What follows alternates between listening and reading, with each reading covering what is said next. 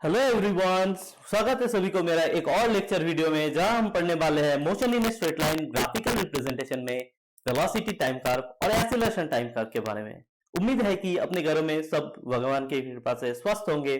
तो बिना देरी किए चलिए पढ़ लेते हैं आज का टॉपिक, जो कि है वेलोसिटी टाइम ग्राफ और एक्सीलरेशन टाइम ग्राफ। तो पिछले वीडियो में हम लोग कवर कर चुके हैं ग्राफिकल रिप्रेजेंटेशन में डिस्टेंस टाइम ग्राफ के बारे में। अगर आप लोग मेरा पिछले वाला वीडियो नहीं देखे हैं तो मैं यहाँ पे आई बटन में लिंक कर देता हूं, देख लेना। तो चलिए आज का टॉपिक जो कि है वेलोसिटी टाइम ग्राफ, ये हम लोग पढ़ने वाले हैं। वेलोसिटी टाइम ग्राफ का मतलब क्या है, और या तो फिर वेलोसिटी टाइम ग्राफ से हम लोग कौन कौन सा फिजिकल क्वांटिटीज या फिजिकल पैरामीटर्स हम लोग निकाल सकते हैं, वही हम लोग डिस्कस करने वाले हैं आज का वीडियो में।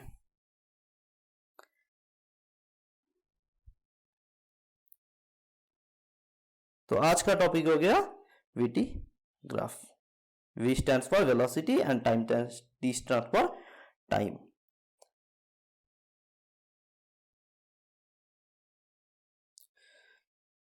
अगर हम लोग को बोल दिया गया है कि वेलोसिटी और टाइम ग्राफ के बारे में, टाइम ग्राफ को रिप्रेजेंट करने में 2D प्लेन में, तो हम लोग कैसे लेंगे? फर्स्ट में वेलोसिटी को हम लोग वाई एक्सिस में ले लेते हैं, और जो टाइम है उसका हम लोग एक्स एक्सिस में ले लेते हैं। यार दैट मीन्स हम लोग टाइम के साथ साथ वेलोसिटी का वेरिएशन देखेंगे, टाइम के साथ साथ वेलोसिटी का वेरिएशन देखेंगे, न कि वेलोसिटी के साथ साथ टाइम का वेरिएशन। ऐसा नहीं होता है। मोशन जब भी स्ट्रेट लाइन में हो रहा होगा तो टाइम के साथ साथ ही मोशन बनता है।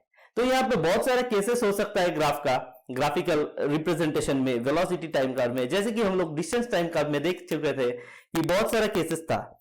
कुछ केसेस में ऐसा देख सकते थे कि ऑब्जेक्ट रेस्ट में था, जो कि हम लोग मेंशन कर लिए है पहले ही, और उसके पहले देखे थे कि जो डिस्टेंस टाइम ग्राफ में स्लोप डिटर्मिनेशन से हम लोग को क्या पता चलता था, वेलोसिटी का पता चलता था। इसी के साथ साथ वेलोसिटी टाइम ग्राफ में हम लोग क्या क्या फिजिकल क्वांटिटीज देख सकते हैं, वो हम लोग यहाँ पे पढ़ेंगे। तो मान लीजिए कि एक वेलोसिटी टाइम कर्व ऐसे यूनिफॉर्मली जा रहा है, जो स्ट्रेट लाइन में दिखाई दिया हम लोग को। मान लीजिए कि एक स्ट्रेट लाइन वीटी कर्व हम लोग के पास है, जो कि ओरिजिन से स्टार्ट है। अभी ये वाला जो ग्राफ है, मान लीजिए कि एक पॉइंट मेरा है ओरिजिन पे और सेकेंड पॉइंट है मेरा ए पॉइंट में। तो ये दोनों पॉइंट के बीच, ओ पॉइंट और ए पॉइंट के बीच जो मेरा कर्व बन रहा है, उसके नीचे एक एरिया भी बन रहा होगा, उसके नीचे कुछ एरिया भी बन रहा होगा। कौन सा एरिया? ये वाला पोर्शन। इसको हम लोग ट्रायंगुलर एरिया, जैसे कि ओ ए बी के नाम से बोल देते हैं। मतलब वेलोसिटी का वेरिएशन मेरा अगर मीटर पर सेकेंड में रहा, दैट मीन्स टाइम का वेरिएशन होना चाहिए मेरा सेकेंड के वेरिएशन में। तो समय के साथ साथ वेलोसिटी का ऑब्जर्वेशन देखा गया है किसी और एक ऑब्जेक्ट के लिए, तो वो देखा गया है कि वो स्ट्रेट लाइन हो रहा है। तो ऐसा वाला जो वेलोसिटी टाइम ग्राफ हम लोग के पास है, उससे हम लोग को यह पता चलेगा कि इसका जो एरिया है under the curve, velocity time graph के नीचे जो एरिया बनता है, वो एरिया हम लोग को क्या सिग्निफाई करता है? ये एरिया हम लोग को सिग्निफाई करता है डिस्प्लेसमेंट के बारे में। एरिया सिग्निफाई करता है क्या? डिस्प्लेसमेंट। टोटल डिस्प्लेसमेंट कितना हुआ है ऑब्जेक्ट का इस टाइम के दौरान। कौन सा टाइम? ये वाला जो टाइम है, जीरो से ओ से लेके बी तक, ये टाइम तक जो हमारा डिस्प्लेसमेंट बना था, वो टोटल डिस्प्लेसमेंट क्या है? वो डिस्प्लेसमेंट हम लोग अगर वेलोसिटी टाइम ग्राफ के एरिया से निकाल लेंगे तो हम लोग जान सकते हैं। और अगर हम लोग स्लोप निकाल ले, तो इसी ग्राफ का दूसरा पैरामीटर जो कि है स्लोप, और स्लोप का डेफिनेशन हम लोग पहले वीडियो में कवर कर चुके हैं, जो कि था delta Y by delta x. अब ये मत पूछना कि डेल्टा क्या होता है। डेल्टा वाई मतलब changes along the y axis, और डेल्टा एक्स मतलब changes along the x axis. तो delta represents the changes, delta represent the changes. तो यहां पे अगर ये जो O और A कर्व जो है, इसका अगर स्लोप हम लोग डिटरमाइन करेंगे तो क्या बोल सकते हैं कि y एक्सिस में वेरिएशन कितना है मेरा, b पॉइंट से लेके a पॉइंट तक, ये है मेरा y एक्सिस में वेरिएशन। तो हम लोग बोल सकते हैं कि AB होगा मेरा y एक्सिस में वेरिएशन डिवाइडेड बाय मेरा जो x एक्सिस में वेरिएशन है वो कितना है, O से लेके B तक, मतलब OB भी बोल सकते हैं, BO भी बोल सकते हैं, चलिए OB बोल लेते हैं इसको। तो हम लोग को यहां से पता चला कि वेलोसिटी टाइम कर्व जो है मेरा, इससे हम लोग दो पैरामीटर को निकाल सकते हैं। पिछले वाला वीडियो में हम लोग जहां पे बताए थे डिस्प्लेसमेंट टाइम ग्राफ के बारे में, वहां पे हम लोग देखे थे कि सिर्फ और सिर्फ डिस्प्लेसमेंट टाइम ग्राफ या तो फिर डिस्टेंस टाइम ग्राफ से हम लोग वेलोसिटी ही डिटरमाइन कर सकते हैं, अदर कोई क्वांटिटी इससे डिटरमाइन नहीं किया जा सकता है। तो इस वाला ग्राफ में, वेलोसिटी टाइम ग्राफ में, हम लोग देख सकते हैं कि इसका जो एरिया होगा, एरिया क्या सिग्निफाई करता है, डिस्प्लेसमेंट सिग्निफाई करता है, और जो स्लोप है, स्लोप क्या सिग्निफाई करेगा हम लोग का, एक्सीलरेशन। मतलब एवी जो वेरिएशन है वो कौन सा एक्सिस में बन रहा है, वाई एक्सिस में बन रहा है, और वाई एक्सिस में कौन सा क्वांटिटी लिया हुआ है, V quantity. That means y का चेंजेस, दैट मीन्स v का चेंजेस। हम लोग बोल सकते हैं कि वेलोसिटी का चेंजेस हो रहा है y एक्सिस में, और टाइम का चेंजेस हो रहा है मेरा x एक्सिस में। तो मतलब कि OB एक्सिस में, OB जो डिस्टेंस है ये मेरा कितना है, टाइम का वेरिएशन है। ये क्या है, टाइम का वेरिएशन। और यही तो था हम लोग का एक्सीलरेशन का डेफिनेशन कि वेलोसिटी को अगर चेंज किया जाता है टाइम के रेस्पेक्ट में तो वो बनाता है एक्सीलरेशन। मतलब कोई भी ऑब्जेक्ट अगर टाइम के साथ साथ अपना वेलोसिटी को चेंज कर रहा होगा तो उस ऑब्जेक्ट को हम लोग बोल सकते हैं कि उसके पास एक एक्सीलरेशन होगा। तो यही क्वांटिटी हमको क्या देगा, एक्सीलरेशन देगा, जिसको हम लोग फिजिकल क्वांटिटी A से डिनोट करते हैं। अभी हम लोग ये वाला ग्राफ जो VT ग्राफ है, इससे हम लोग दो क्वांटिटी निकाल लिए, एक होगा एरिया और दूसरा है मेरा स्लोप। मतलब जहां पे जो रिक्वायरमेंट होगा उस हिसाब से हम लोग निकाल सकते हैं। एरिया सिग्निफाई करेगा डिस्प्लेसमेंट को और स्लोप सिग्निफाई करेगा एक्सीलरेशन को। तो चलिए एक छोटा सा एग्जांपल लेके देख सकते हैं कि कैसे डिस्प्लेसमेंट डिटर्मिनेशन किया जा सकता है। फर्स्टली हम लोग देखेंगे डिस्प्लेसमेंट डिटर्मिनेशन। डिस्प्लेसमेंट डिटर्मिनेशन,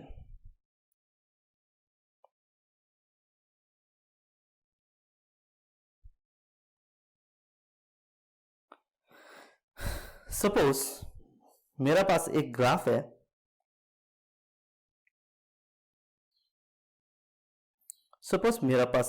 है, an object is in motion. उसका ग्राफ हम लोग बनाया कुछ इस तरीके से।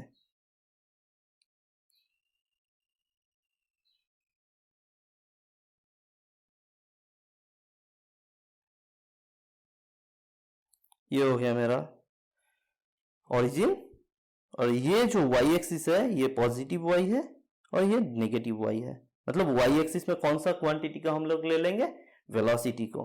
तो वेलोसिटी को ले लेते हैं, वेलोसिटी अलोंग y एक्सिस। और वेलोसिटी जो है कोई ऑब्जेक्ट का वो मीटर पर सेकंड पे दिया हुआ है, मीटर पर सेकंड पे वो दिया हुआ है। और जो मेरा x एक्सिस है, positive x axis, that means which represents the time, जो कि टाइम रिप्रेजेंट कर रहा है। और टाइम का यूनिट क्या है, यहाँ पे सेकंड है, सेकंड के साथ साथ वेरी कर रहा है। मतलब कोई भी एक ऑब्जेक्ट का मोशन हम लोग देख लिए कि इसका मोशन, मान लीजिए कि एक बॉल को फ्लोर पे रोल कर दिया गया है, तो टाइम के साथ साथ वो जो बॉल होगा वो अपना पोजीशन चेंजेस करते रहेगा, और जो पोजीशन चेंज कर रहा है मतलब क्या, उसका एक वेलोसिटी बना है। The change of position with respect to time gives us speed, and the speed in a certain direction gives us the velocity that we covered in our last video. So from there we can say that when the velocity will be there for an object, that velocity can be changed over time to time. हम लोग अपना velocity को change कर सकते हैं। मान लीजिए कि हम बाइक चला रहे हैं, तो हम लोग को जब जल्दी जाना होता है हम लोग एक्सीलरेट कर देते हैं, एक्सीलरेटर दबा देते हैं, दैट मीन्स वेलोसिटी का चेंज कर लेते हैं टाइम के साथ साथ। कुछ स्मॉल सा टाइम में हम लोग ज्यादा वेलोसिटी का चेंजेस कर लेते हैं, तो बोलते हैं कि बहुत सारा एक्सेलरेट कर दिए, मतलब स्पीड एकदम से तुरंत से बढ़ा दिए, हम लोग ये बोल सकते हैं। तो उसी हिसाब से कोई एक ऑब्जेक्ट है जो कि अपना वेलोसिटी चेंज कर रहा है टाइम के साथ साथ, और उसका कार्व हम लोग ये वाला ग्राफ में बना रहे हैं।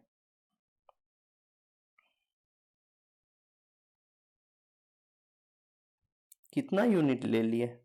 1 2 3 4 5 6 7 8, चलिए इतना लेते हैं।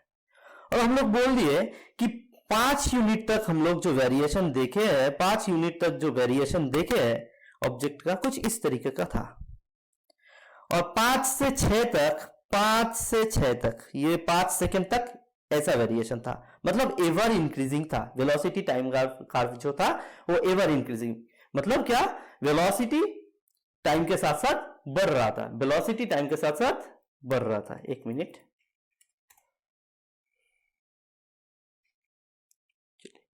और 5 से 6 सेकंड का जो टाइम था, 1 सेकंड में उसका वेलोसिटी नहीं बढ़ा, कोई भी चेंजेस नहीं हुआ। तो क्या बोल सकते हैं कि 5 से 6 सेकंड के टाइम में इसका कोई भी चेंजेस नहीं था। There was no changes during the time interval 5 to 6 second.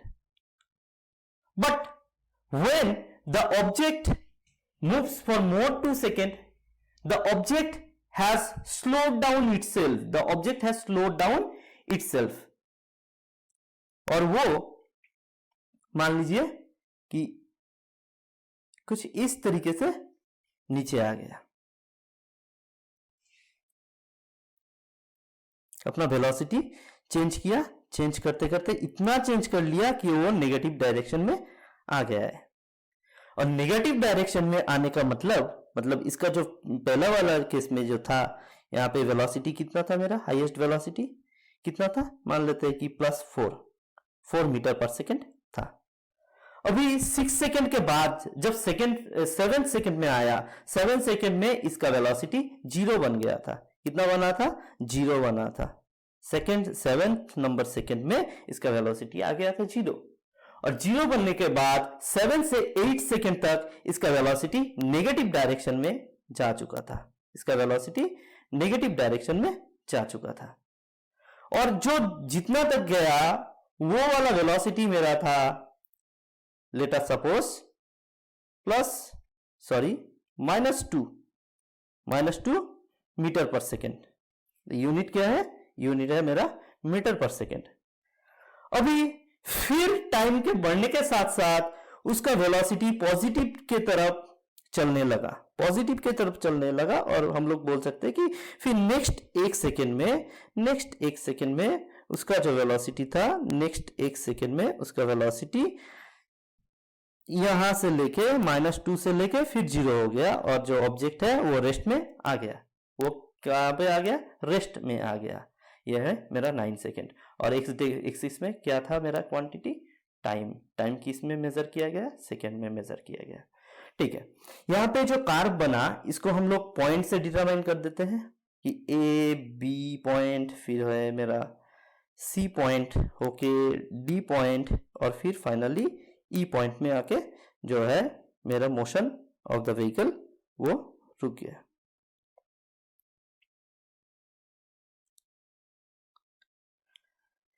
तो यहां पे अगर एरिया निकालते हैं, पूरा वाला ग्राफ का जो एरिया है, मतलब देखिए कि पॉजिटिव एक्स एक्सिस जो है मेरा, पॉजिटिव एक्स एक्सिस के ऊपर एक प्लॉट बन रहा है, एक एरिया है पॉजिटिव एक्स एक्सिस के ऊपर एक एरिया मेरा बन रहा है। और ये वाला जो एरिया होगा, ये वाला जो ट्रापीजियम वाला जो एरिया है मेरा, ये ट्रापीजियम वाला एरिया हमको क्या डिटरमाइन करेगा कि मेरा वेलोसिटी पॉजिटिव था उस दौरान, मतलब मेरा जो डिस्प्लेसमेंट हुआ है वो किस डायरेक्शन में हुआ? पॉजिटिव वे में हुआ है।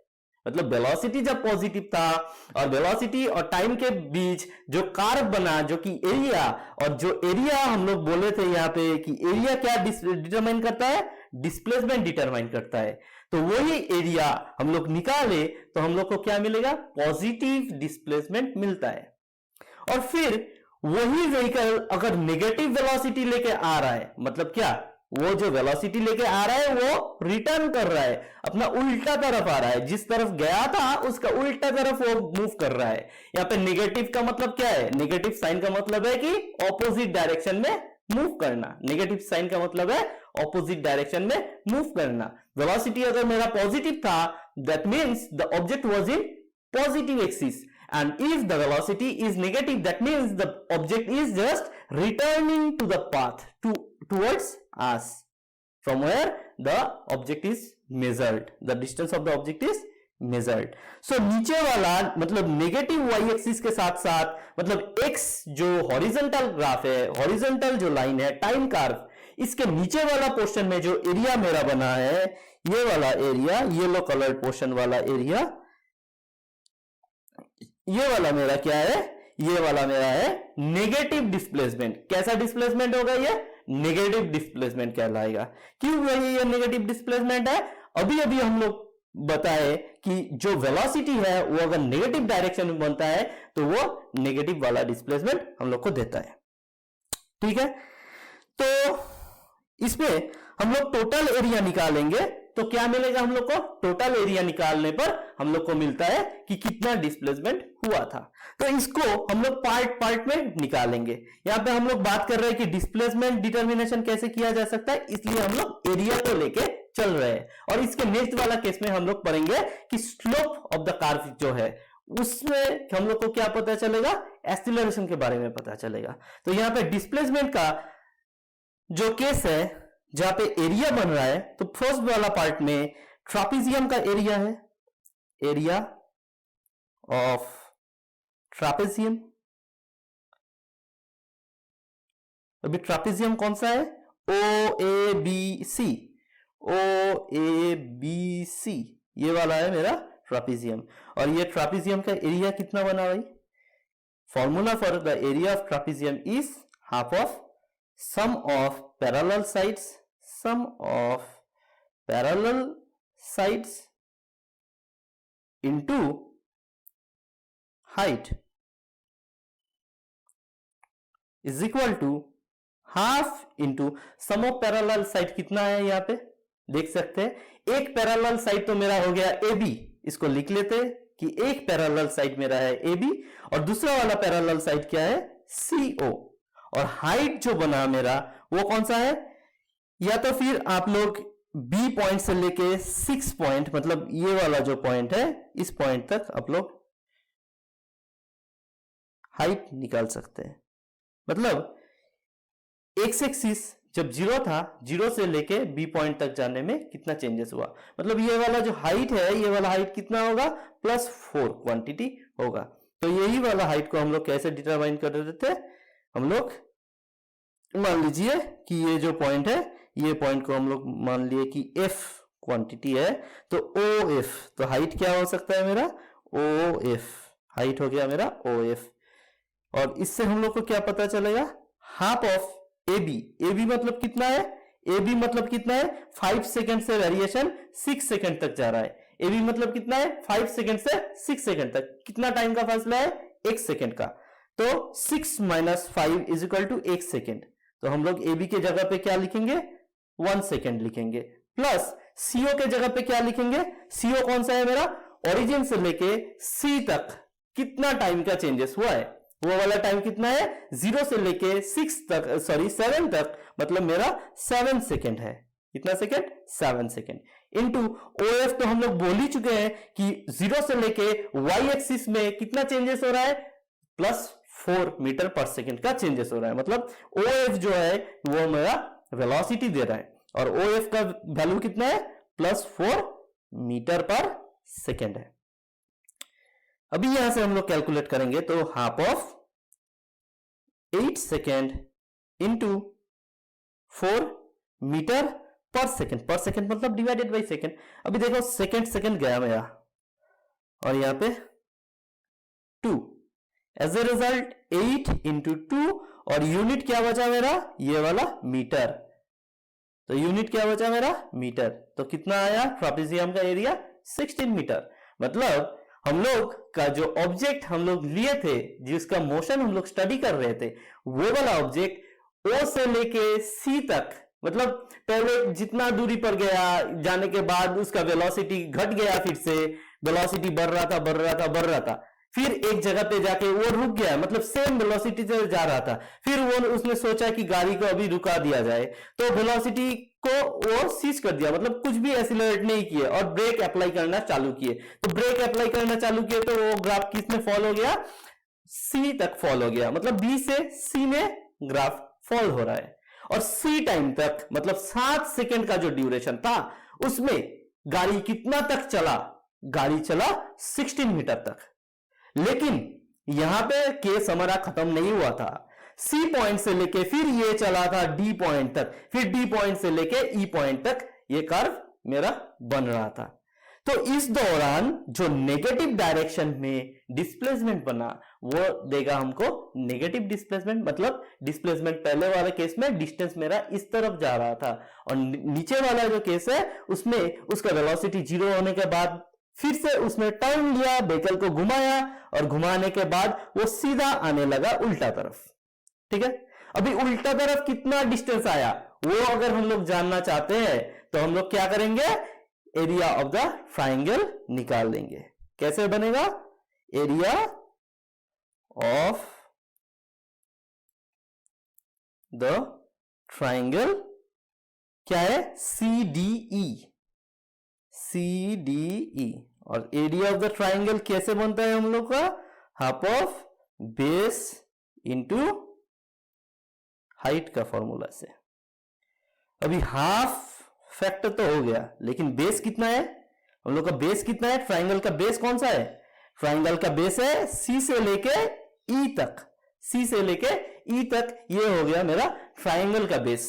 तो बेस कितना है, 7 से लेकर 9 सेकेंड तक, 7 सेकेंड से लेकर 9 सेकेंड तक, मतलब 2 सेकेंड का डिस्टेंस हुआ है, 2 सेकेंड का चेंजेस हुआ है, और वही होगा मेरा बेस। और हाइट कितना है, हाइट कैसे मेजर करेंगे, हाइट होगा वाई एक्सिस में, ये जो ट्राइंगल बना है इसका हाइट कहां से होगा, वाई एक्सिस में होगा, और वाई एक्सिस में वेलोसिटी कितना चेंज होके आया है था, वो -2 था। हम लोग यहां से देख सकते हैं कि ये वाला जो -2 क्वांटिटी है ये अल्टीमेट वेलोसिटी था मेरा लास्ट केस में, जो वेलोसिटी सी से डी तक आया, डी तक आने में मैक्सिमम वेलोसिटी कितना लिया, वो 2 मीटर पर सेकेंड, और वो की जो नेगेटिव डायरेक्शन में बना इसलिए -2 पर सेकेंड। ठीक है, तो हम लोग का हाइट कितना हो गया, 0 से लेके 2 तक, मतलब -2 कहलाएंगे, -2 मीटर पर सेकेंड बना। अभी सेकेंड फिर से कैंसिल, 2 फिर से कैंसिल, और बना मेरा -2 मीटर। और यही वाला जो माइनस साइन है, ये वाला जो माइनस साइन है, ये क्या इंडिकेट कर रहा है, indicates that the displacement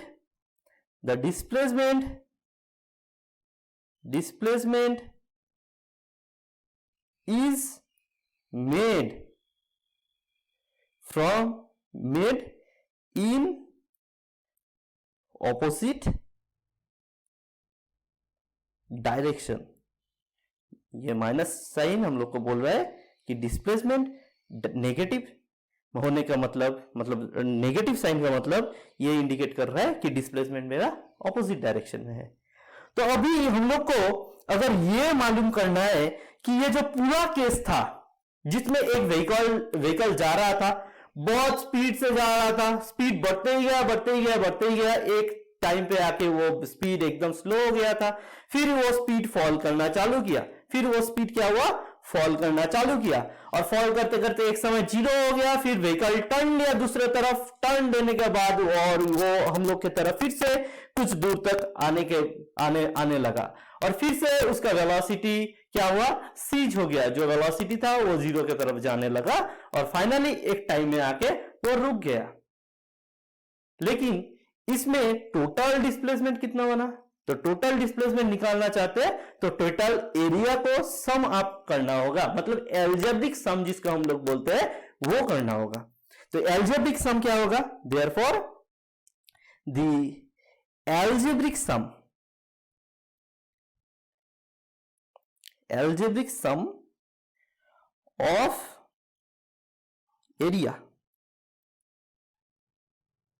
is equal to, पहले वाला केस में था 16 मीटर और नेक्स्ट वाला केस में कितना है -2 मीटर, और इसको एल्जेब्रिक सम कर रहे हैं इसलिए हम लिखे हैं कि यहां पे प्लस साइन उसके साथ जो क्वांटिटी था मेरा, ठीक है, ऑटोमेटिकली ये क्या हो रहा है 16 - 2 मीटर हो गया है।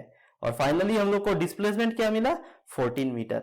मतलब इफेक्टिवली डिस्प्लेसमेंट कितना था, वो जो ऑब्जेक्ट का वेरिएशन हम लोग देख रहे थे वो वाला ऑब्जेक्ट 0 से लेके 16 मीटर तक गया था, लेकिन पिछले वाला केस में वो जब टर्न किया अपना व्हीकल तो 16 मीटर के दूरी से वो 2 मीटर फिर चल के आया हम लोग की तरफ। तो इनिशियल और फाइनल पॉइंट का जो शॉर्टेस्ट डिस्टेंस है वो कितना है फाइनली हम लोग का है 14 मीटर, और यही है मेरा अल्टीमेट डिस्प्लेसमेंट, यही है मेरा अल्टीमेट डिस्प्लेसमेंट। सो इस वाला एग्जांपल से हम लोग जान सकते हैं कि डिस्प्लेसमेंट कैसे निकाला जाता है वेलोसिटी टाइम कर्व के लिए। अभी हम लोग देखेंगे कि एक्सीलरेशन निकालने का जो तरीका होता है वो देखते हैं। Acceleration determination, acceleration determination.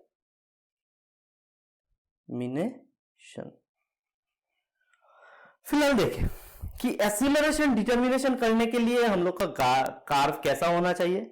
Curve या तो फिर इंक्रीजिंग ऑर्डर में होना चाहिए या तो फिर डिक्रीजिंग ऑर्डर में होना चाहिए, ठीक है, जहां पे वेलोसिटी का कोई भी चेंजेस नहीं हो रहा है। मतलब ए से लेके बी कर्व तक अगर आप देखेंगे ए पॉइंट से लेके बी पॉइंट तक क्या अगर आपको मिल रहा है कोई भी वेलोसिटी चेंजेस हुआ है। मतलब 4 + 4 अगर वेलोसिटी था ए पॉइंट में, मतलब 5 सेकेंड के कॉरस्पॉन्डिंग जो वेलोसिटी था वो 4 मीटर पर सेकेंड था, और 6 सेकेंड के कॉरस्पॉन्डिंग जो वेलोसिटी था वो भी 4 मीटर पर सेकेंड था। मतलब इस दौरान 5 सेकेंड से लेके 6 सेकेंड तक कोई भी मेरा एक्सीलरेशन नहीं बना। क्या नहीं बना? एक्सीलरेशन नहीं बना। क्यों नहीं बना? क्योंकि वेलोसिटी का कोई चेंजेस ही नहीं है। और एक्सीलरेशन का डेफिनेशन क्या बोलता है कि acceleration is a quantity that defines the change of velocity respect to time. The change of velocity respect to time. और चेंजेस ऑफ वेलोसिटी अगर 0 रहेगा तो टोटल क्वांटिटी क्या होगा? 0। इसलिए ए से लेके बी तक कोई वेरिएशन नहीं है। लेकिन हम लोग अगर डिटरमाइन करते हैं तो ओ से लेके ए तक ये जो स्लोप बना, स्लैंटिंग लाइन है, स्लैंटिंग लाइन का ही स्लोप रहेगा, स्लैंटिंग लाइन का ही स्लोप रहेगा। स्लैंटिंग लाइन नहीं है, हॉरिजॉन्टल लाइन है ऐसा, तो इसका स्लोप हो सकता है क्या? वाई एक्सिस में वेरिएशन होगा इस ये वाला लाइन का। वाई एक्सिस में कुछ वेरिएशन नहीं है, मतलब क्या है? वाई एक्सिस का वेरिएशन 0। एंड अगर वाई एक्सिस का वेरिएशन 0 मतलब स्लोप क्या होगा? इस फॉर्मूला को देखिए, ध्यान से देखो इस फॉर्मूला को, जहां पे हम लोग लिखे थे slope is equal to delta Y by delta Y X. तो डेल्टा वाई का वेरिएशन अगर 0 हुआ तो पूरा क्वांटिटी क्या होगा? 0, लड्डू। और ये जो स्लोप अगर लड्डू हो गया, स्लोप लड्डू होने का मतलब एक्सीलरेशन भी लड्डू ही होगा, मतलब कोई भी एक्सीलरेशन नहीं है। और जो स्लैंटिंग लाइन है, स्लैंटिंग लाइन अब हमको यही रिप्रेजेंट करता है जो इसका वाई एक्सिस का वेरिएशन है, मतलब ये पॉइंट से लेके ये पॉइंट तक, ये पॉइंट से लेके ये पॉइंट तक इसका क्या बना? एक वाई एक्सिस का भी वेरिएशन हुआ, और ये पॉइंट से लेके ये पॉइंट तक, मतलब यहां पे जहां पे मिल रहा है इतना पॉइंट तक क्या होगा? एक एक्स एक्सिस का भी वेरिएशन बन रहा है। तो वाई एक्सिस का वेरिएशन, एक्स एक्सिस का वेरिएशन, दोनों ही वेरिएशन जहां पे मिलेगा जो वाला कार्व में, उसमें क्या रह सकता है? एक्सीलरेशन रहेगा। तो वो वाला एक्सीलरेशन हम लोग डिटरमाइन करेंगे। ओ से लेके ए तक, मतलब 5 सेकेंड का जो दूरी था मेरा, पहला 5 सेकेंड का दूरी ओ से लेके ए पॉइंट तक का जो कार्व बना, वो वाला कार्व से हम लोग स्लोप डिटरमिनेशन कर रहे हैं। तो पहला वाला केस में स्लोप ऑफ ओ ए मतलब कॉरेस्पॉन्डिंग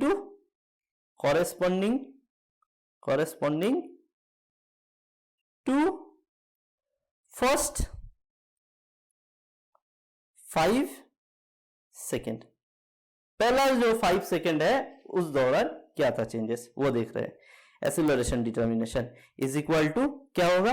डेल्टा वाई का change divided by delta X का चेंज। यानी कि डेल्टा वाई मतलब कौन सा क्वांटिटी चेंज हो रहा है? वेलोसिटी का चेंज।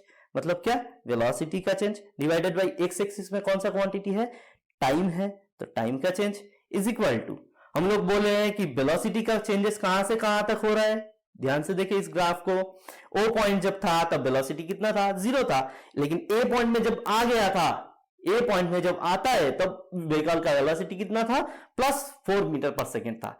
तो ये वाला टाइम के दौरान वेलोसिटी का चेंजेस कितना हुआ, 0 से लेके 4 तक, मतलब फाइनल हुआ 4 और इनिशियल था मेरा 0। That means 4 - 0 is equal to 4 - 0 is equal to 4 metre per second. ये था वेलोसिटी।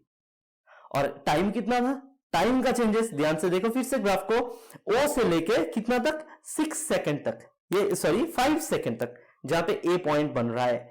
तो 5 सेकेंड के दौरान में कितना टाइम चेंजेस हुआ, total time change is 5 second only. तो ये हो गया 5 सेकेंड। एज ए रिजल्ट ऊपर का जो क्वांटिटी है 4 मीटर पर सेकेंड बना, तो ये वाला सेकेंड कहां चला आएगा, नीचे, 5 सेकेंड यहां पे है, और ऊपर में जो 4 पर सेकेंड था ये हम लोग लिख लिए नीचे। तो एज ए रिजल्ट क्या बना, 4/5 मीटर पर सेकेंड स्क्वायर लिख सकते हैं। और ध्यान से देखा जाए तो ये मीटर पर सेकेंड स्क्वायर किसका यूनिट है, ये है मेरा एक्सीलरेशन का यूनिट। ये गिव्स अस एक्सीलरेशन।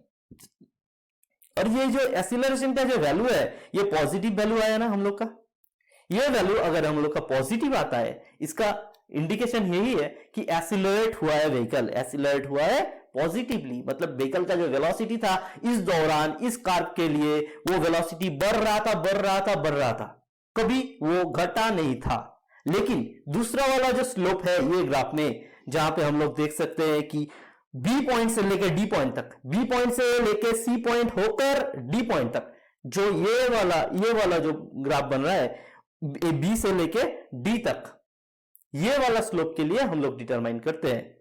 अगर नेगेटिव स्लोप हुआ तो क्या कहलाएगा, स्लोप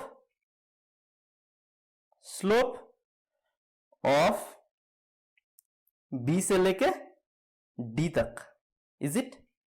तो स्लोप बी से लेके डी तक कितना आता है, delta Y by delta X. अभी फिर से ध्यान से देखो कि डेल्टा वाई क्या कौन सा है, वेलोसिटी का चेंजेस, डेल्टा एक्स क्या है, टाइम का changes, is equal to B point से लेके डी पॉइंट तक वेलोसिटी का चेंजेस कितना हुआ, पहले वेलोसिटी था +4 और फिर कितना आया, फिर आया -2 में, फाइनली आया -2। तो चेंजेस कैसे हुआ, चेंजेस कितना हुआ, कितना चेंजेस हुआ, तो फाइनल कौन सा है, फाइनल वेलोसिटी है मेरा -2 सेकेंड और इनिशियल वेलोसिटी है +4 सेकेंड। तो इस बीच में कैसे बना वो, -2 माइनस +4 सेकेंड, मतलब वेलोसिटी का चेंज हम लोग अगर लिखेंगे यहां पे तो क्या लिखेंगे कि फाइनल वेलोसिटी मेरा क्या था, -2 मीटर पर सेकेंड, ये था final velocity, minus initial velocity करेंगे, इनिशियल वेलोसिटी कितना था मेरा 4 metre per second, divided by time का चेंज कितना रहा, टाइम का चेंज अगर हम लोग देखते हैं तो क्या था, 6 सेकेंड से लेके 7 सेकेंड होकर 8 सेकेंड, मतलब 2 सेकेंड का टाइम का चेंज था, 2 सेकेंड का टाइम का चेंज था हम लोग का। तो टोटल टाइम कितना हुआ, 2 सेकेंड का, 2 सेकेंड। एज ए रिजल्ट ऊपर का क्वांटिटी क्या हुआ, -2 -4 मीटर पर सेकेंड और डिवाइडेड बाय क्या होगा, 2 सेकेंड। एज ए रिजल्ट क्या हुआ, -6/2 metre per second square is equal to -3 metre per second square. ये 3 मीटर पर सेकेंड स्क्वायर ये वाला क्वांटिटी क्या दे रहा है हम लोग को, एक्सीलरेशन। लेकिन ये नेगेटिव साइन क्या बोल रहा है भाई, नेगेटिव साइन क्यों आया, वेलोसिटी पहले कुछ पॉजिटिव में था और वेलोसिटी नेगेटिव हुआ, उसका मतलब वेलोसिटी घट गया, वेलोसिटी घट रहा था। तो इस दौरान अगर वेलोसिटी माइनस में, सॉरी एक्सीलरेशन माइनस में आ रहा है, मतलब जो कार है मेरा फॉल कर रहा है, ऊपर से लेकर नीचे तक आ रहा है, इसका मतलब यही हुआ कि वेलोसिटी का रिटार्डेशन हो रहा है, मतलब जो ऑब्जेक्ट है उसका एक्सीलरेशन नहीं होके रिटार्डेशन हो रहा है, नेगेटिव एक्सीलरेशन हो रहा है, और नेगेटिव एक्सीलरेशन का मतलब रिटार्डेशन हो रहा है। तो ये वाला जो क्वांटिटी दे रहा है जिसका स्लोप फॉल कर रहा है, ऊपर से लेके नीचे आ रहा है, नीचे से ऊपर जा रहा है, मतलब एक्सीलरेशन पॉजिटिव हुआ हर टाइम, मतलब वहां पे रिटार्डेशन नहीं आएगा, एक्सीलरेशन मेरा एकदम पॉजिटिव ही चल रहा है, मतलब वेलोसिटी पॉजिटिव है, डिस्प्लेसमेंट जो कि बन रहा है पॉजिटिव है, लेकिन रिटार्डेशन गाड़ी जब रुकने वाला है या तो फिर अपना डायरेक्शन चेंज करने वाला है, तब क्या आ रहा है, रिटार्डेशन आ रहा है, तब क्या आएगा, रिटार्डेशन आएगा। तो नेगेटिव साइन यहां पे यही इंडिकेट कर रहा है कि direction of the vehicle, sorry the vehicle will have retardation instead of acceleration at that time. यहां पे कुछ तरह का वीटी कर्व हम लोग को डेली लाइफ में दिखने को मिलेगा, मतलब कोई भी ऑब्जेक्ट जो कि मोशन में है उसको हम लोग जस्टिफाई करेंगे, कोई भी ऑब्जेक्ट मोशन में है, हम लोग के चारों तरफ मोशन में चल रहा है, उन सबको हम लोग जस्टिफाई करेंगे तो हम लोग को कुछ तरफ का ग्राफ मिल सकता है। जैसे कि मान लो कि केस वन देख सकते हैं कैसा होगा ग्राफ। हम तुरंत ही कुछ इस टाइम में बोले थे कि इधर v और इधर t, वेलोसिटी टाइम ग्राफ। तो इसमें अगर ग्राफ मेरा ऐसा बना जो कि है parallel to the x axis, parallel to the time axis, X axis मतलब टाइम एक्सिस का पैरेलल बना, इसका मतलब क्या था, इसका मतलब ये है कि कोई भी 2 पॉइंट ले लो, यहां पे कंसीडर कर लो और 2 पॉइंट के करस्पॉन्डिंग 2 टाइम ले लो, एक टाइम है t1 और दूसरा टाइम है मेरा t2। तो यहां पे t1 टाइम से लेके t2 टाइम तक अगर देखा जाए तो क्या वेलोसिटी का कोई भी चेंज है, नहीं। पहले मान लो कि 5 मीटर पर सेकेंड था पहला केस में, तो जब t1 था तब भी 5 मीटर पर सेकेंड था और जब t2 है तब भी 5 मीटर पर सेकेंड ही है। तो वेलोसिटी का कुछ भी चेंजेस बना यहां पे, नहीं बना। वेलोसिटी का चेंजेस नहीं बन रहा है मतलब यहां पे एक्सीलरेशन 0 है, मतलब क्या है, यूनिफॉर्म वेलोसिटी से चल रहा है, यूनिफॉर्म वेलोसिटी से, यूनिफॉर्म एंड कांस्टेंट वेलोसिटी से चल रहा है, यूनिफॉर्म एंड कांस्टेंट वेलोसिटी से चल रहा है ऑब्जेक्ट। ऑब्जेक्ट का क्या होगा, यूनिफॉर्म एंड कांस्टेंट वेलोसिटी होगा। ऐसा अगर ग्राफ बना तो सेकेंड केस में हम लोग देखेंगे कि ग्राफ अगर मेरा कुछ दूसरे तरीके का बना, जैसे कि ग्राफ अगर हम लोग का इस तरीके का बना, कि ग्राफ अगर मेरा इस तरीके का बना जहां पे एवर इंक्रीजिंग कर्व दिखा जाएगा, इसका मतलब यही हुआ कि मेरा एक्सीलरेशन बन रहा है, acceleration is not equal to 0। पहला केस में क्या था, एक्सीलरेशन 0 हो रहा था, लेकिन ऐसा वाला ग्राफ में कभी एक्सीलरेशन 0 नहीं आएगा क्योंकि वेलोसिटी का चेंजेस हो रहा है। मान लो कि ये टाइम t1 है, ये वाला पॉइंट, ए वाला पॉइंट, और ये बी वाला पॉइंट जो है वो टाइम t2 के रिस्पेक्ट में है। तो अभी ए वाला पॉइंट जब था तब वेलोसिटी था u, बी वाला पॉइंट में जब है तब वेलोसिटी मान लो कि v है, मतलब वेलोसिटी बढ़ रहा है कि नहीं बढ़ रहा है, u से लेके v पे जा रहा है, मतलब टाइम के साथ साथ वेलोसिटी का भी चेंजेस हो रहा है, मतलब क्या भैया, एक्सीलरेशन वहां पे बनेगा, एक्सीलरेशन बनेगा। और ये जो एक्सीलरेशन है ये एकदम एग्जैक्टली एक्सीलरेशन ही है, रिटार्डेशन नहीं है। क्यों, क्योंकि स्लोप ऊपर की तरफ है, स्लोप इज एवर इंक्रीजिंग, ठीक है। और ये जो मोशन है ये यूनिफॉर्म मोशन है, velocity is not constant but velocity is not constant but velocity is uniform, the motion is uniform, और ये जो है यूनिफॉर्म मोशन का एग्जांपल है। लेकिन यही कर्व में, यही वाला ग्राफ में अगर ये दिखा जाएगा कि ऊपर से लेके नीचे फॉल कर रहा है, ऊपर से लेके नीचे फॉल कर रहा है कर्व, इसका मतलब क्या हुआ, इसका मतलब हुआ कि समय के साथ साथ वेलोसिटी कहां हो रहा है, चेंज हो रहा है। कैसे चेंज हो रहा है, घट रहा है वेलोसिटी। मतलब ये वाला t1 टाइम देख लो जहां पे वेलोसिटी मेरा था सपोज कि 10 मीटर पर सेकेंड सपोज, और जो t2 टाइम बन रहा है, t2 टाइम में वेलोसिटी कितना आ गया, मान लो कि ये 5 metre per second, 5 metre per second. तो ये 10 से लेके 5 में आ रहा है, मतलब क्या, वेलोसिटी घट रहा है, टाइम चेंज हो रहा है, टाइम तो बढ़ रहा है, t1 से लेके t2 में जा रहा है, पॉजिटिव एक्स एक्सिस में बढ़ रहा है टाइम, मतलब टाइम तो बढ़ रहा है भाई। लेकिन जो वेलोसिटी का चेंजेस हो रहा है, ये वेलोसिटी का चेंजेस कहां से कहां जा रहा है, 10 से लेके 5 तक आ रहा है, मतलब वेलोसिटी का चेंजेस डिक्रीजिंग ऑर्डर में है। और यही वाला केस हम लोग को क्या देगा कि एक्सीलरेशन नेगेटिव है, एक्सीलरेशन नेगेटिव है। इसमें भी एक्सीलरेशन जीरो नहीं होगा लेकिन एक्सीलरेशन नेगेटिव होगा, और एक्सीलरेशन नेगेटिव होने का मतलब रिटार्डेशन कैरी करेगा ये वाला ग्राफ में, ठीक है। और मेरा थर्ड केस कुछ ऐसे भी बन सकता है, केस थ्री कुछ ऐसे भी बन सकता है कि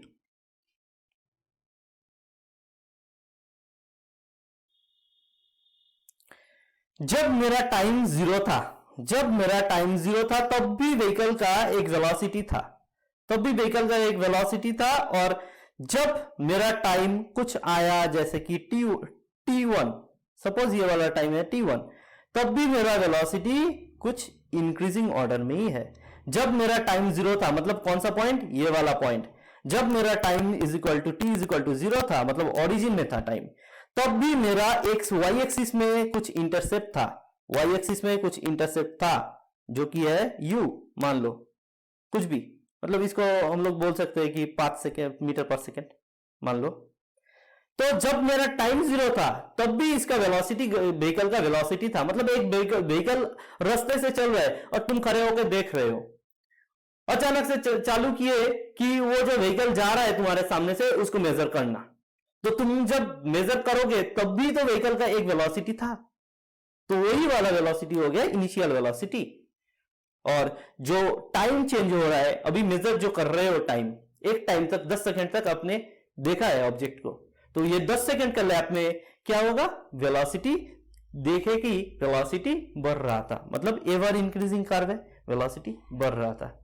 ऐसा केस में क्या होता है, ऐसा केस में इनिशियल वेलोसिटी जो है मेरा जीरो नहीं है। पहला वाला केस में जहां पे ओरिजिन से स्टार्ट हो रहा था ग्राफ, कोई भी ग्राफ ओरिजिन से स्टार्ट हो रहा था, वहां पे मेरा क्या था, इनिशियल वेलोसिटी जीरो था। लेकिन ये वाला जो ग्राफ है जिसमें हम लोग एक्सीलरेशन नेगेटिव बताए, इसमें भी जब टाइम जीरो था तब भी कुछ एक वेलोसिटी था कि नहीं था, बिल्कुल था, पॉजिटिव वेलोसिटी। तो इसका मतलब इसका भी वेलोसिटी मतलब u not equal to zero, but here in this curve u is equal to zero, मतलब इनिशियल वेलोसिटी क्या था, जीरो है। तो यही सब जो था हम लोगों को पढ़ना वेलोसिटी टाइम कर्व के लिए। अभी कुछ ऐसा भी केस आता है कि अगर आप लोग बोलते हो कि सर केस नंबर 4 बना दो, और कैसे बनाए भाई, हम बोले कि कैसे बनाए, तुमने बोले कि सर एक वाई एक्सिस पहले से ड्रॉ कर लो, फिर एक्स एक्सिस ड्रॉ कर लो जैसे आप ड्रॉ कर रहे थे, फिर वाई एक्सिस में वेलोसिटी ले लो, एक्स एक्सिस में टाइम ले लो, और अभी क्या करो सर, जैसे कि पहला नंबर केस में, फर्स्ट केस में आप जो किए थे कि वेलोसिटी मतलब जो लाइन बढ़ रहा था मेरा एकदम एक्स एक्सिस के पैरेलल, अभी सर कुछ ऐसा करो, अभी भैया कुछ ऐसा करो कि ये पैरेलल हो जाए, कैसे, सॉरी ये वाला कैसे पैरेलल हो जाए, वाई एक्सिस का पैरेलल हो जाए। तो ये वाला क्या सिग्निफाई करेगा, घंटा सिग्निफाई करेगा। क्या सिग्निफाई करेगा ये, घंटा। क्यों, क्योंकि टाइम 1 है, मान लो कि कोई भी टाइम है, और ये वाला टाइम में देखो वेलोसिटी क्या हो रहा है, ये भी वेलोसिटी हो सकता है, ये भी वेलोसिटी हो सकता है, ये भी वेलोसिटी हो सकता है। भाई कितना वेलोसिटी होगा एक टाइम में एक ऑब्जेक्ट का, एक टाइम में एक ऑब्जेक्ट का एक ही वेलोसिटी हो सकता है। तो ये वाला केस पॉसिबल है क्या, नॉट एप्लीकेबल, मतलब नॉट पॉसिबल। ये वाला केस कुछ पॉसिबल ही नहीं है, जहां पे टाइम का चेंज ही नहीं हो रहा है, टाइम तो t1 से हट ही नहीं रहा है, ना तो घट रहा है टाइम, ना तो बढ़ रहा है। टाइम तो वैसे घटता नहीं है हम लोग के लिए, तो टाइम बढ़ रहा है, नहीं बढ़ रहा है, टाइम स्टैग्नेंट है, लेकिन उसके साथ साथ वेलोसिटी का वेरिएशन होते ही रहा है, हो ही रहा है। ऐसा केस कभी बनेगा, कभी नहीं बनेगा। बहुत सारा वेलोसिटी बढ़ गया तो कर्व कुछ ऐसा बनेगा, मतलब छोटा सा टाइम में अगर बहुत सारा वेलोसिटी बढ़ गया तो कर्व कुछ ऐसा बनेगा कि छोटा सा टाइम में वेलोसिटी का वेरिएशन बहुत ज्यादा हो गया, मतलब वाई एक्सिस में जो वेरिएशन है वो बहुत ज्यादा हो गया, ये जो एक्स एक्सिस में वेरिएशन है इसके कॉरेस्पॉन्डिंग, ठीक है। तो ये इसमें ऐसा केस हो सकता है, ऐसा केस हो सकता है जहां पे थोड़ा सा टाइम चेंज के लिए बहुत सारा वेलोसिटी का चेंजेस होगा, लेकिन ऐसा केस कभी नहीं होगा जहां पे टाइम स्टैग्नेंट है, टाइम चेंज नहीं हो रहा है लेकिन वेलोसिटी बढ़ रहा है, ऐसा केस नहीं होता है, तो ये पॉसिबल केस नहीं है। और फ्री फॉल के लिए दिखा जाए तो कैसा होगा ग्राफ? फ्री फॉल के लिए कोई भी फ्री फॉल हो रहा है, कोई भी फ्री फॉल हो रहा है, फ्री फॉल मतलब कोई भी ऑब्जेक्ट अर्थ के ग्रेविटेशन के अंदर वो ऊपर से नीचे आ रहा है। मान लो कि एक बॉल है, हमने ड्रॉप कर दिया, हाथ से छोड़ दिया ऊपर से, और जो बॉल है वो कहां जा रहा है? नीचे की तरफ, अर्थ की तरफ चलना चालू किया, तो उसका वेलोसिटी भी क्या होगा? हाथ से जब छोड़ा बॉल को, जस्ट छोड़ा, तब उसका वेलोसिटी कितना था? इनिशियल वेलोसिटी 0 था। उसका इनिशियल वेलोसिटी कितना था? 0 था। लेकिन वो जब नीचे गिर रहा है उसका वेलोसिटी बढ़ेगा, कंटिन्यूअसली उसका वेलोसिटी बढ़ेगा, और लास्ट मोमेंट तक उसका वेलोसिटी बढ़ेगा बढ़ेगा बढ़ेगा, कुछ इस तरीके से बढ़ेगा।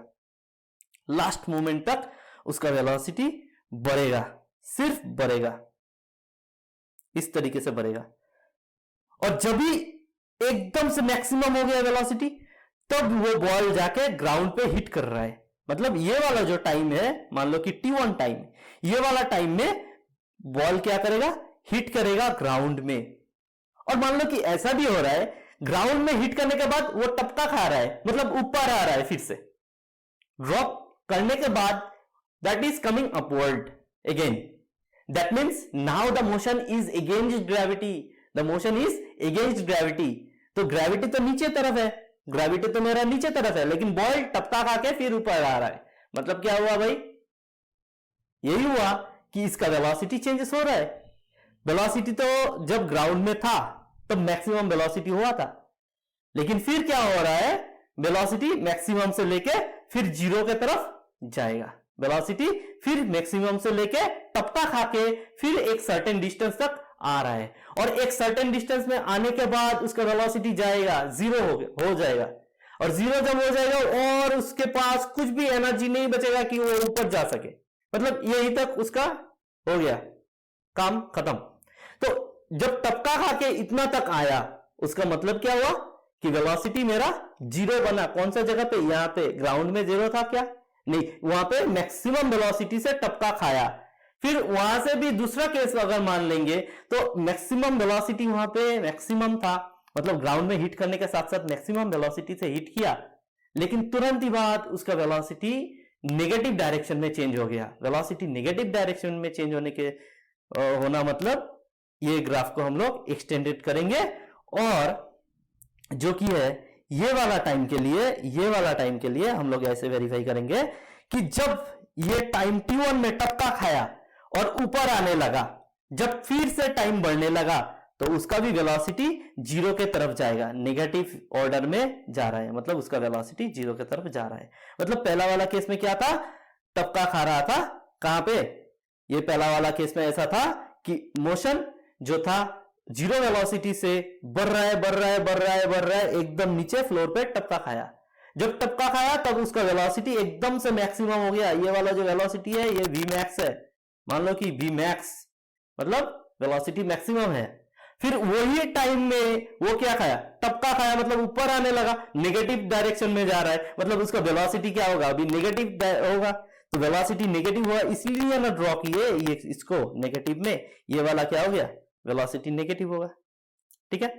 और वेलोसिटी नेगेटिव कौन सा टाइम में हुआ? वही टाइम में हुआ जब वो जाके ग्राउंड में हिट किया, वही टाइम में, जो कि टाइम है मेरा t1। और t1 टाइम से लेकर t2 टाइम तक, मान लो कि t2 टाइम तक वो ऊपर आ रहा था, लेकिन एक टाइम में आके उसका वेलोसिटी क्या हो गया भैया? 0, जो कि है parallel to the y axis. तो t2 टाइम में इसका वेलोसिटी कितना हुआ? 0। t2 टाइम 0 है क्या? t2 टाइम तो 0 नहीं हो सकता है, टाइम कैसे 0 होगा? टाइम तो इंक्रीज कर रहा था, लेकिन वेलोसिटी क्या हो गया? 0 बन गया। इसलिए जो पॉइंट बना t2 में वो कौन सा एक्सिस में बना? x एक्सिस में बना। तो यही था हम लोग का केस।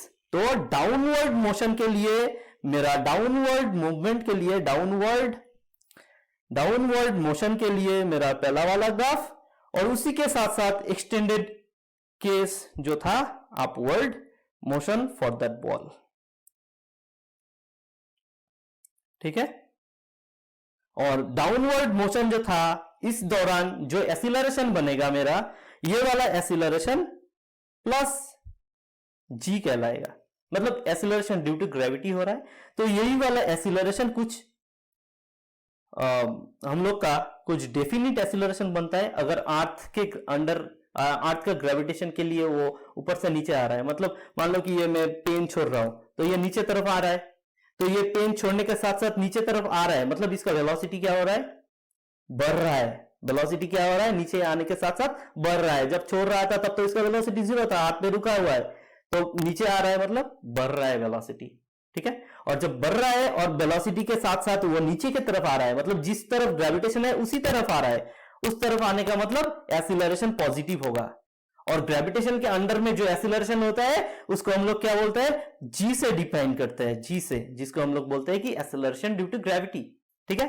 तो यही वाला एसिलरेशन, ये भी एक टाइप का एसिलरेशन है, लेकिन ये एसिलरेशन कब आता है, जब कोई भी प्लैनेट का ग्रेविटेशन हुआ और उस प्लैनेट में एक ऑब्जेक्ट ऊपर से नीचे आ रहा है। और अर्थ के लिए ये जो जी का वैल्यू है, जी का वैल्यू कितना है, 9.8 मीटर पर सेकेंड स्क्वायर। अर्थ के लिए जी का वैल्यू है, मतलब एसिलरेशन ड्यू टू ग्रेविटी का वैल्यू है 9.8 मीटर पर सेकेंड स्क्वायर।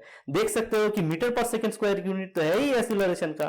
और अगर ऊपर की तरफ आ रहा था, जब बॉल टपका खाने के बाद ऊपर की तरफ आ रहा था, मतलब अर्थ का ग्रेविटेशन तो नीचे की तरफ है, अर्थ पुल कर रहा है ऑब्जेक्ट को नीचे की तरफ, लेकिन ऑब्जेक्ट कहां जा रहा है, ऊपर की तरफ जा रहा है। उसका मतलब क्या हुआ कि अर्थ को छोड़कर नेगेटिव डायरेक्शन में भाग रहा है, मतलब अर्थ का जो ग्रेविटेशन है वो नीचे तरफ है और जो वो जा रहा है वो ऊपर की तरफ भाग रहा है। इसका मतलब क्या, ग्रेविटेशन का जो एसिलरेशन है वो हो जाएगा मेरा नेगेटिव ऑर्डर में।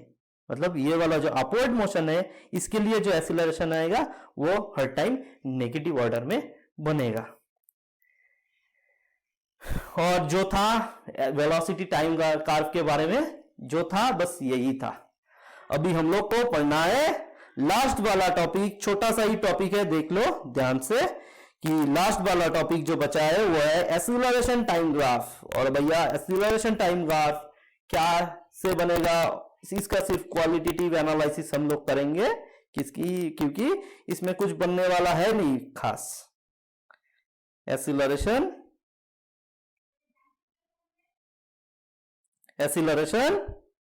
फिर टाइम ग्राफ। तो एसिलरेशन टाइम ग्राफ मतलब एटी कर्व, एटी कर्व, ठीक है।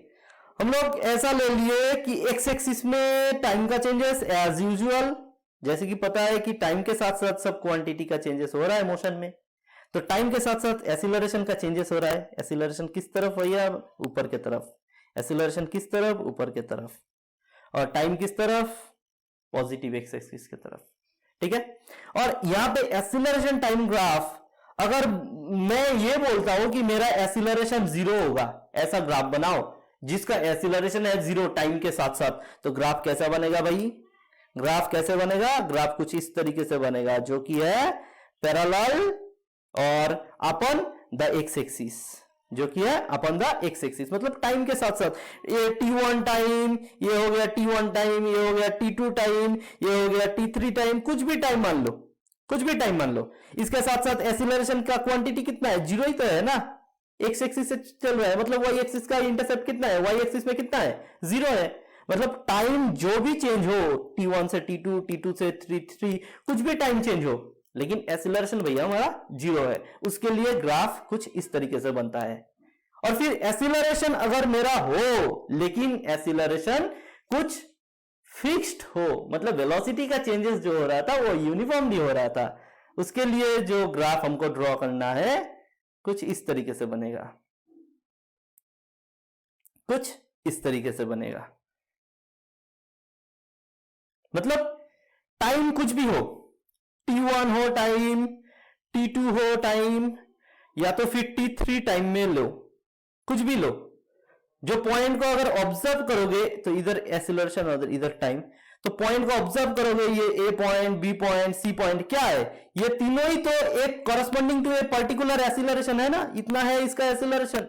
तो टाइम के रेस्पेक्ट में जो एसिलरेशन है मेरा कितना है, कांस्टेंट है। एसिलरेशन चेंज हो रहा है क्या, नहीं है। क्या एसिलरेशन 0 है, नहीं है एसिलरेशन 0, लेकिन कांस्टेंट है क्या एक्सीलरेशन? हाँ बिल्कुल है, एक्सीलरेशन कांस्टेंट है, एक्सीलरेशन वेरी नहीं कर रहा है। और जब एक्सीलरेशन कांस्टेंट होगा वो वाला केस होगा यूनिफॉर्मली एक्सीलरेटेड। वो केस में हम लोग बोलते हैं कि यूनिफॉर्मली एक्सीलरेटेड, मतलब एक्सीलरेशन ना तो जीरो है लेकिन कांस्टेंट एक्सीलरेशन से वो ऑब्जेक्ट का मोशन बन रहा है। ठीक है, तो एक्सीलरेशन कांस्टेंट का मतलब यूनिफॉर्मली एक्सीलरेटेड या तो फिर यूनिफॉर्म मोशन भी कह सकते हो, यूनिफॉर्मली एक्सीलरेटेड। अभी यूनिफॉर्मली एक्सीलरेटेड नहीं हुआ तो क्या होगा? Non uniformly accelerated. और उसका क्या क्या रीजन बनेगा और उसका क्या ग्राफ बनेगा? उसका ग्राफ कुछ इस तरीके से बनेगा कि एक्सीलरेशन जो है वो कुछ इस तरीके से है। मान लो कि पहले एक्सीलरेशन कितना था? जीरो था। एक्सीलरेशन फर्स्ट केस में इनिशियली कितना था? जीरो था। लेकिन टाइम t1 में ऑब्जर्व किए, t1 में ऑब्जर्व किए तो एक्सीलरेशन कितना है? मान लो कि ये ta1 हुआ। फिर t2 टाइम में ऑब्जर्व किए तो एक्सीलरेशन देखा, एक्सीलरेशन भी चेंज हो रहा है। हुई वेलोसिटी तो चेंजेस हो ही रहा है लेकिन इसके साथ साथ एक्सीलरेशन भी चेंजेस हो रहा है। कैसे? एक्सीलरेशन भी बढ़ रहा है भैया, एक्सीलरेशन बढ़ रहा है, वेलोसिटी का चेंजेस मतलब कि कितना? पहला वाला अगर मान लो कि ये जीरो से लेके t1 ये 5 सेकेंड, मतलब पहला वाला 5 सेकेंड में, और ये फर्स्ट एक्सीलरेशन मान लो कि ये 2 मीटर पर सेकेंड है, पर सेकेंड स्क्वायर है।